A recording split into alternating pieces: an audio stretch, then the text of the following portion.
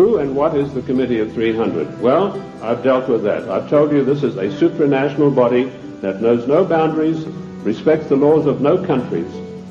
The first time that they were publicly announced was by a German socialist by the name of Walter Rathenau. Now, I'll give you some background of Walter Rathenau. He was the financial advisor to the Kaiser of Germany, and he was also the financial advisor to the Rothschilds, the French family Rothschild. So he must have known what he's talking about. He made an astonishing statement in 1934. He said, there is a committee of 300 men that rule the world. They are known only to each other, and nothing happens without their consent. The goals then, very simply stated, are to make the world over into a one world, new world order, dictatorship, controlled utterly and completely by this Committee of 300. They do it by dint and by virtue of their fantastic wealth and the fact that they control thousands of the top banking institutions, the political organizations, insurance companies, but their strongest arm is called the Club of Rome. Now, when I first heard of the Club of Rome in 1969, I immediately began my investigation. And as Ken told you, all of my investigations have been done on location. Every one of them. The Club of Rome is one of the most insidious, baneful organizations in existence today, which has done intolerable, immeasurable harm to the United States of America.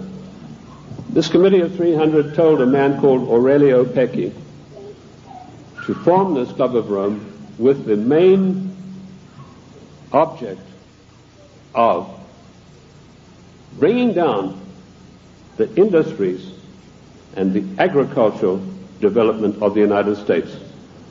He immediately wrote a paper in which he said there are too many people on the earth, and that the United States, with its industrial development, its agricultural development, is responsible for this curse of overpopulation. And he picked up the documentation for his work from Lord Bertrand Russell, a senior statesman of the Committee of 300.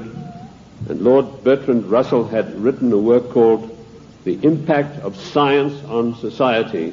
And if you can ever secure a copy of that book, which I doubt you'll be able to get, you will see in there that he said the world is grossly overpopulated and we have to get rid of at least half of the world's population, and it doesn't matter how we do it. So the Club of Rome was instituted and organized to start an attack on the world's population using the United States as the whipping boy. And they came up with a paper called the Zero Growth Post-Industrial Plan for Industry and Agriculture for the United States of America. 3 days after that plan was accepted as official United States policy by James Earl Carter, I was able to, through my intelligence people, get a copy of this insidious document. Basically what it said was that the middle class in the United States of America had to be destroyed, because in the coming push to a world order, the middle class would be the stumbling block, because history had shown that the peasant class in ancient days, when they had revolted, were just easily crushed. There was no resistance.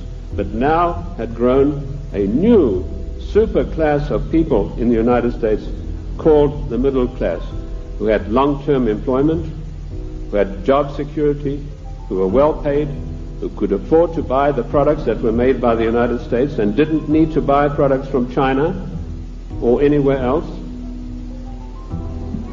And the Club of Rome post-industrial zero growth paper said this has got to stop.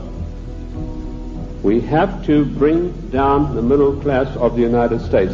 And the way that we will do this, the way that we will accomplish this task, is by crushing their industries. The point I'm trying to make, ladies and gentlemen, is that the federal government The secret upper-level parallel government that runs the United States does not want you to know that you have an upper-level parallel government that calls the shots, that dictates what is going to happen to your life and mine.